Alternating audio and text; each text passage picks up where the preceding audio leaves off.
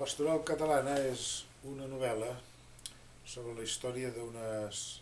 passions humanes entre dues amigues, una de les quals se suposa en perill de mort i l'altra que la vol salvar. Entre un home poruc i més aviat inquiet i incòmode en aquest món i un fantasma del que ell hauria pogut o volgut ser i que no ha pogut ser per manca d'empenta. És una història de la topada entre el petit món nostre, el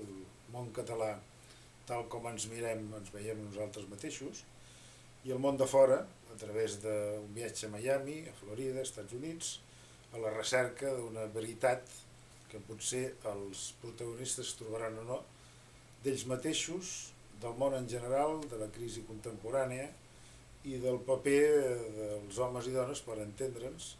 i per veure si ens en sortim. Aquesta és bàsicament la història de la pastoral catalana.